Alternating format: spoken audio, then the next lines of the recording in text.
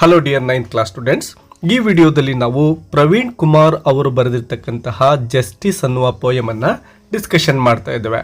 Justice ಅಂದರೆ ನಿಮಗೆಲ್ಲ ಗೊತ್ತಿರ್ಬೋದು. ಇದರ ಮೀನಿಂಗ್ ಏನಪ್ಪ ಅಂದರೆ ನ್ಯಾಯ ಅಂಥೇಳಿ.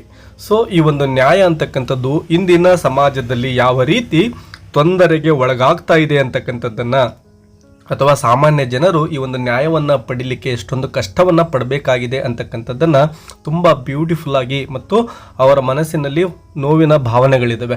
ಸೊ ಆ ನೋವಿನ ಭಾವನೆಗಳೊಂದಿಗೆ ಈ ಒಂದು ಪೋಯಮನ್ನು ಅವರು ಬರೆದಿದ್ದಾರೆ, ಈ ಒಂದು ನ್ಯಾಯವನ್ನು ಕುರಿತಾಗಿ.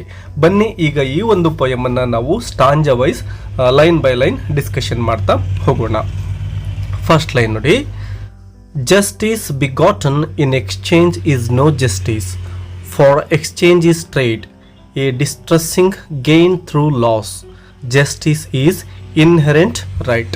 ಎಷ್ಟೊಂದು ಬ್ಯೂಟಿಫುಲ್ ಆಗಿ ಇಲ್ಲಿ ನ್ಯಾಯದ ಒಂದು ಪರಿಕಲ್ಪನೆಯನ್ನು ನಮ್ಮ ಪೋಯೆಟ್ ಹೇಳ್ತಾ ಇದ್ದಾರೆ ನೋಡಿ.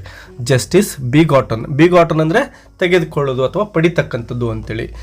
ಇನ್ exchange is no justice. Exchange ಅಂದರೆ ಬದಲಾವಣೆ ಮಾಡಿಕೊಳ್ಳೋದು, ಅಂದರೆ ಒಂದು ವಸ್ತುವಿನ ಬದಲಾಗಿ ಮತ್ತೊಂದನ್ನು ಪಡೆಯೋದಕ್ಕೆ ಎಕ್ಸ್ಚೇಂಜ್ ಅಂತ ಕರಿತೀವಲ್ವಾ.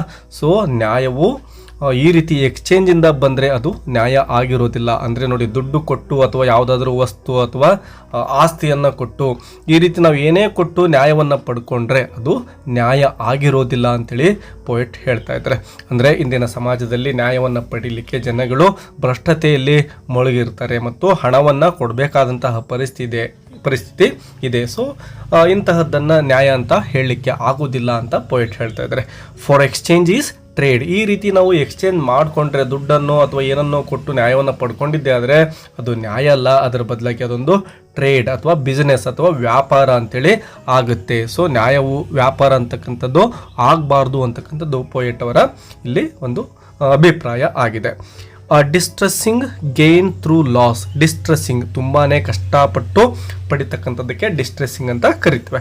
ಸೊ ಇಲ್ಲಿ ತುಂಬಾ ಕಷ್ಟಪಟ್ಟು ಆ ಒಂದು ನ್ಯಾಯವನ್ನು ಪಡ್ಕೊಂಡಿದ್ದೆ ಆದರೆ ಅದು ಲಾಭ ಆಗಿರೋದಿಲ್ಲ, ಅದೊಂದು ಲಾಸ್ ಅಥವಾ ನಷ್ಟ ಆಗಿರುತ್ತೆ ಅಂತಕ್ಕಂಥದ್ದನ್ನು ಪೋಯೆಟ್ ಇಲ್ಲಿ ಹೇಳ್ತಾ ಇದ್ದಾರೆ. Justice is inherent right. Yes, ಪ್ರತಿಯೊಬ್ಬರ ಹಕ್ಕು ಇದಾಗಿದೆ. ಇನ್ಹೆರೆಂಟ್ ರೈಟ್ ಅಂದರೆ ನಮಗೆ ಹುಟ್ಟಿನಿಂದ ಬಂದಿರತಕ್ಕಂತಹ ಒಂದು ಹಕ್ಕು ಇದಾಗಿರುತ್ತೆ. ಇದನ್ನು ನಾವು ತುಂಬಾ ಕಷ್ಟಪಟ್ಟು ಪಡಿತಕ್ಕಂತಹ ಸನ್ನಿವೇಶ ಸೃಷ್ಟಿ ಆಗಬಾರ್ದು ಅಂತಕ್ಕಂಥದ್ದನ್ನು ಪೋಯಿಟಿ ಒಂದು ಫಸ್ಟ್ ಸ್ಟಾಂಜದಲ್ಲಿ ಹೇಳ್ತಾ ಇದ್ದಾರೆ. ಇನ್ನು ಸೆಕೆಂಡ್ ಸ್ಟಾಂಜದಲ್ಲಿ ನೋಡಿ, though wrapped in black packs in dark hall of race for survival, like gold strains bound in mud till exploited. Yes, ಇಲ್ಲಿ ನೋಡಿ ಪೋಯಿಟ್ ಏನು ಹೇಳ್ತಿದ್ದಾರೆ, though wrapped in black packs. Yes, ನೀವು ಇಲ್ಲಿ ಚಿತ್ರದಲ್ಲಿ ಗಮನಿಸ್ಬೋದು, ಒಂದು ಕತ್ತಲೆಯ ಕೋಣೆ ಇದೆ. In dark hall of race for survival ಅಂತ ಇಲ್ಲಿ ಸೆಕೆಂಡ್ ಲೈನಲ್ಲಿ ಬಳಸಿದ್ದಾರೆ ನೋಡಿ. ಸೊ ಈ ಒಂದು ಡಾರ್ಕ್ ಹಾಲಿನಲ್ಲಿ ಒಂದು ಕಪ್ಪಾಗಿರ್ತಕ್ಕಂತಹ ಬಟ್ಟೆಯಲ್ಲಿ ಒಂದು ಪೆಟ್ಟಿಗೆಯನ್ನು ಸುತ್ತಿ ಇಟ್ಟಾಗ ಕಂಪ್ಲೀಟಾಗಿ ಡಾರ್ಕ್ ಆಗಿಬಿಟ್ರೆ ಇದನ್ನು ಹುಡುಕ್ತಕ್ಕಂಥದ್ದು ತುಂಬಾ ಕಷ್ಟ ಆಗುತ್ತೆ ಆ ಒಂದು ಡಾರ್ಕ್ ರೂಮಲ್ಲಿ. ಸೊ ಈಗ ನ್ಯಾಯದ ಪರಿಸ್ಥಿತಿಯು ಕೂಡ ಇದೇ ರೀತಿಯಾಗಿದೆ ಅನ್ನೋದನ್ನು ಪೋಯೆಟ್ ಇಲ್ಲಿ ಕಂಪ್ಯಾರಿಸನ್ ಮಾಡ್ತಾ ಇದ್ದಾರೆ. ಅಂದರೆ ನ್ಯಾಯ ಅಂತಕ್ಕಂಥದ್ದನ್ನು ಹುಡುಕೋದು ತುಂಬಾ ಕಷ್ಟ ಆಗ್ತಾ ಇದೆ, ಯಾಕೆಂದರೆ ಅದು ಈಗ ನರಳ್ತಾ ಇದೆ ಅಂಥೇಳಿ ಪೋಯೆಟ್ ಇಲ್ಲಿ ಹೇಳ್ತಾ ಇದ್ದಾರೆ. ಅಂದರೆ ಈಗ ನ್ಯಾಯ ಉಳಿತಕ್ಕಂಥದ್ದು ತುಂಬಾ ಕಷ್ಟ ಆಗಿದೆ. ಇನ್ನು ಥರ್ಡ್ ಲೈನ್ ನೋಡಿ, like gold strains bound in mud till exploited. ಯಾವ ರೀತಿ ಗೋಲ್ಡ್ ಅಂದರೆ ಬಂಗಾರ ಅಂತಕ್ಕಂಥದ್ದು ಮಣ್ಣಿನಲ್ಲಿ ಹೂತು ಹೋಗಿರುತ್ತೋ, ಭೂಮಿಯ ಒಳಗಡೆ ಅದನ್ನು ತೆಗೆಯೋದಕ್ಕಿಂತ ಮೊದಲು ಮಣ್ಣಿನಲ್ಲಿ ಸೇರಿರುತ್ತೆ. ಅದನ್ನು ತೆಗಿತಕ್ಕಂಥದ್ದು ಅಷ್ಟೊಂದು ಈಸಿ ಆಗಿರುವುದಿಲ್ಲ, ಯಾಕೆಂದರೆ ಅದೆಲ್ಲ ಮಣ್ಣಿನ ಒಳಗಡೆ ಮಿಕ್ಸ್ ಆಗಿರೋ ಕಾರಣ. ಸೊ ಈಗ ನ್ಯಾಯವು ಕೂಡ ಇದೇ ರೀತಿ ಆಗಿಬಿಟ್ಟಿದೆ, ಅದನ್ನು ಪಡಿತಕ್ಕಂಥದ್ದು ಅಷ್ಟೊಂದು ಸುಲಭ ಇಲ್ಲ, ತುಂಬಾ ಹೋರಾಡಬೇಕಾಗುತ್ತೆ ಅನ್ನೋದನ್ನು ಪೋಯೆಟ್ ಇಲ್ಲಿ ಹೇಳ್ತಾ ಇದ್ದಾರೆ. ಇನ್ನು ನೆಕ್ಸ್ಟ್ ಸ್ಟಾಂಜ, ಥರ್ಡ್ ಸ್ಟಾಂಜವನ್ನು ನೋಡಿ, She is cool like ice and still like rock. No easy road to charm her soul, while hardship makes her no more justice. S dear learners, ಇಲ್ಲಿ ಫಸ್ಟ್ ಲೈನಲ್ಲಿ ಏನು ಹೇಳ್ತಾ ಇದ್ದಾರೆ, C is cool like ice. ನ್ಯಾಯ ಅಂತ ದೇವತೆ, she ಅಂದರೆ ಇಲ್ಲಿ ನ್ಯಾಯ ದೇವತೆ ಅಂತೇಳಿ ನಾವು ಅರ್ಥ ಮಾಡ್ಕೋಬೇಕಾಗುತ್ತೆ.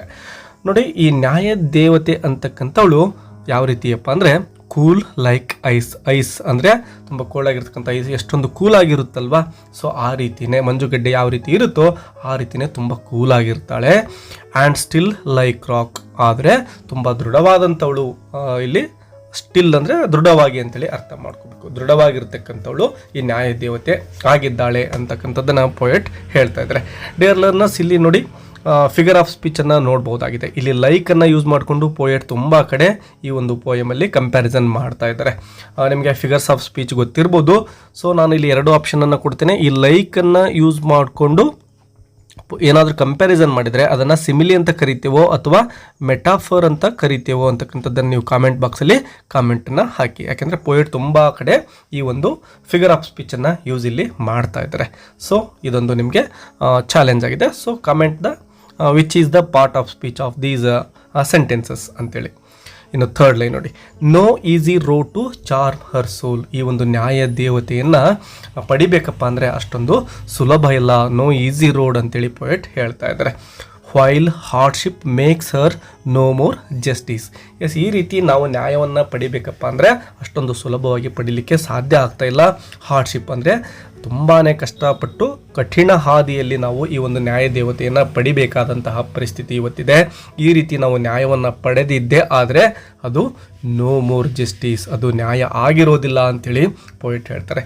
ಹೀಗೆ ಹೇಳಲಿಕ್ಕೆ ಕಾರಣ ಏನಪ್ಪ ಅಂದರೆ ನ್ಯಾಯಯುತವಾಗಿರ್ತಕ್ಕಂಥದ್ದು ಸುಲಭವಾಗಿ ಪ್ರತಿಯೊಬ್ಬರಿಗೂ ಸಿಗಬೇಕು, ಅದನ್ನು ಪಡಿಲಿಕ್ಕೆ ಜನಗಳು ಕಷ್ಟವನ್ನು ಪಡಬಾರ್ದು. ಹಾಗೆ ಪಡೆದುಕೊಂಡಿದ್ದೆ ಆದರೆ ಅದು ನ್ಯಾಯ ಅಂತ ಅದನ್ನು ಕರೀಲಿಕ್ಕೆ ಆಗೋದಿಲ್ಲ ಅಂಥೇಳಿ ಪೊಯೆಟ್ ಹೇಳ್ತಾ ಇದ್ದಾರೆ.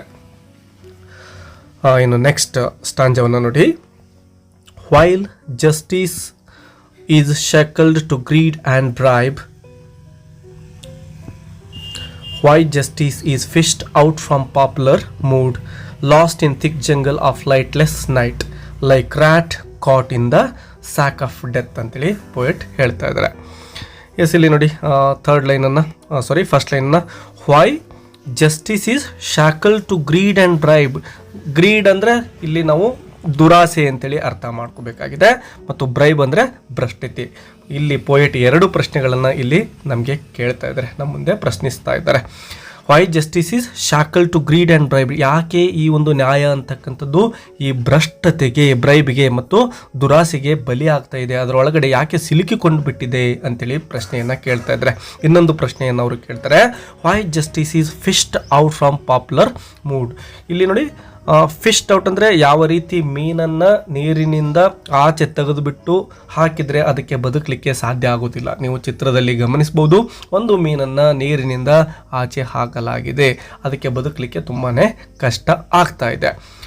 ಫಿಶ್ಡ್ out from popular mood. Popular mood ಅಂದರೆ ಇಲ್ಲಿ ಪೊಯೆಟ್ ಯಾಕೆ ಈ ಪದಗಳನ್ನು ಬಳಸಿದ್ದಾರೆ ಅಂದರೆ, ಪಾಪ್ಯುಲರ್ ಅಂದರೆ ಜನಪ್ರಿಯ ಅಂತೇಳಿ. ಸೊ ಎಲ್ಲ ಜನಗಳು ಈ ನ್ಯಾಯವನ್ನು ಪಾಲನೆ ಮಾಡಲೇಬೇಕಾಗಿತ್ತು. ಹಿಂದಿನ ಕಾಲದಲ್ಲಿ ಎಲ್ಲರೂ ಕೂಡ ಈ ಒಂದು ನ್ಯಾಯಕ್ಕೆ ತುಂಬಾ ಬೆಲೆಯನ್ನು ಕೊಡ್ತಾ ಇದ್ರು. ಆದರೆ ಇತ್ತೀಚೆಗೆ ಜನಗಳು ಯಾಕೆ ಅನ್ಯಾಯದ ಹಾದಿಯನ್ನು ಹಿಡಿದು ಬಿಟ್ಟಿದ್ದಾರೆ, ಈ ನ್ಯಾಯ ದೇವತೆ ಅಂತಕ್ಕಂಥವಳು ಯಾಕೆ ಈ ಒಂದು ಫಿಶ್ ಔಟ್ ಆಫ್ ವಾಟರ್ ಏನಿದೆನೋ ಆ ರೀತಿಯ ಪರಿಸ್ಥಿತಿಯನ್ನು ಎದುರಿಸ್ತಾ ಇದ್ದಾಳೆ ಅಂತಕ್ಕಂತಹ ಒಂದು ಪ್ರಶ್ನೆಯನ್ನು ನೋವಿನಿಂದ ಇಲ್ಲಿ ನಮ್ಮ ಮುಂದೆ ಇಡ್ತಾ ಇದ್ದಾರೆ. Third line, lost in thick jungle of lightless night. Yes, ಇಲ್ಲೂ ಕೂಡ ಅಷ್ಟೇ ಒಂದು ಕಂಪ್ಯಾರಿಸನ್ ಮಾಡ್ತಾ ಇದ್ದಾರೆ. ಈ ನ್ಯಾಯ ದೇವತೆಯ ಪರಿಸ್ಥಿತಿ ಯಾವ ರೀತಿ ಆಗಿದೆಪ್ಪ ಅಂದರೆ, ಲಾಸ್ಟ್ ಇನ್ ಥಿಕ್ ಜಂಗಲ್ ಅಂದರೆ ದಟ್ಟ ಅರಣ್ಯ ಅಂತೇಳಿ ಅರ್ಥ ಮಾಡ್ಕೊಳ್ಳಿ.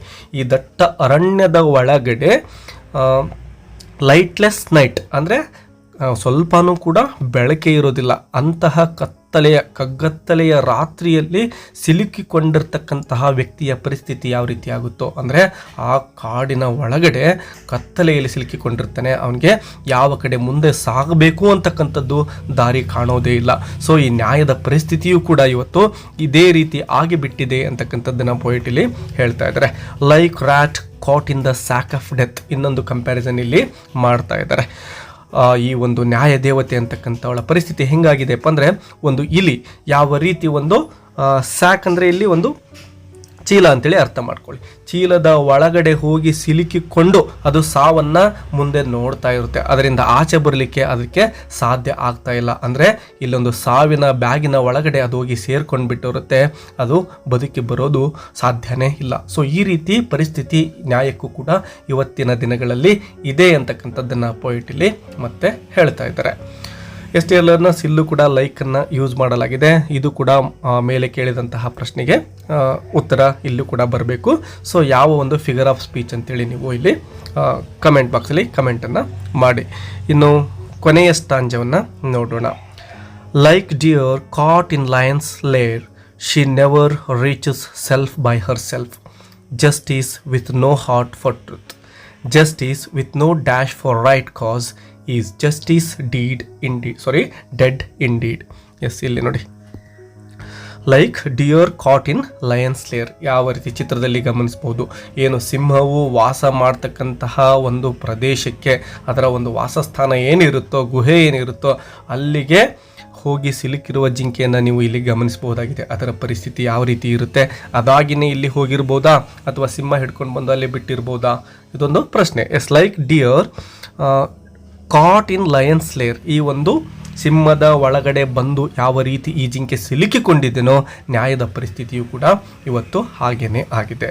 She never reaches self by Har self, ಈ ರೀತಿ ಯಾವತ್ತಿಗೂ ಕೂಡ ಈ ಜಿಂಕೆ ಅಂತಕ್ಕಂಥದ್ದು ಸಿಂಹದ ಬಳಿ ತಾನಾಗೇ ಹೋಗಿರೋದಿಲ್ಲ, ಆದರೆ ಸಿಂಹವೇ ಅದನ್ನು ಹಿಡಿದುಕೊಂಡು ಬಂದು ಆ ಒಂದು ತನ್ನ ಗುಹೆ ಒಳಗಡೆ ಆಹಾರಕ್ಕಾಗಿ ಇಟ್ಕೊಂಡಿರ್ಬೋದು. ನ್ಯಾಯದ ಪರಿಸ್ಥಿತಿನೂ ಕೂಡ ಈ ಜಿಂಕೆಯ ತರಹನೇ ಆಗಿಬಿಟ್ಟಿದೆ. ಅದು ತನ್ನ ಇಷ್ಟ ಬಂದ್ಬಿಟ್ಟು ಆ ಸಿಂಹದ ಬಳಿ ಬಂದಿಲ್ಲ, ಅದನ್ನು ಸಿಂಹವೇ ಹಿಡಿದುಕೊಂಡು ಬಂದಿದೆ. ನ್ಯಾಯವೂ ಅಷ್ಟೇ, ಅನ್ಯಾಯಕ್ಕೆ ಈಗ ಅದು ತಾನಾಗಿಯೇ ಹೋಗಿ ಬಲಿ ಆಗ್ತಾ ಇಲ್ಲ. ಸುತ್ತಮುತ್ತ ಇರತಕ್ಕಂತಹ ಪರಿಸ್ಥಿತಿಗಳು ಅದನ್ನು ಈ ಒಂದು ಅನ್ಯಾಯದ ಕೂಪಕ್ಕೆ ತಳ್ತಾ ಇವೆ ಅಂತಕ್ಕಂತಹ ಒಂದು ಮೀನಿಂಗಲ್ಲಿ ಪೊಯೆಟಿ ಒಂದು ಸಾಲುಗಳನ್ನು ಇಲ್ಲಿ ಬಳಸಿದ್ದಾರೆ. Justice with no heart for truth, ಸತ್ಯವೇ ಇರದಿರತಕ್ಕಂತಹ ಒಂದು ನ್ಯಾಯ ಏನಿದೆನೋ ಅದಕ್ಕೆ ಬೆಲೆ ಇಲ್ಲ ಅಂತಕ್ಕಂಥದ್ದನ್ನು ಅವರು ಹೇಳ್ತಾರೆ. Justice with no dash for right cause, ಇಲ್ಲಿ ಹೋರಾಟವನ್ನು ಮಾಡಿ, ಅಂದರೆ ಒಂದು ಒಳ್ಳೆಯ ಕಾರಣಕ್ಕಾಗಿ ಹೋರಾಟವನ್ನು ಮಾಡಿ ನ್ಯಾಯವನ್ನು ಪಡಿಲೇಬೇಕಾಗುತ್ತೆ. ಪಡಿದೇ ಇದ್ದರೆ ಅದು ಅನ್ಯಾಯ ಆಗುತ್ತೆ. ಈ ಜಸ್ಟಿಸ್ ಡೆಡ್ ಇನ್ ಡೀಡ್, ಅದು ಸತ್ತಂತೆ.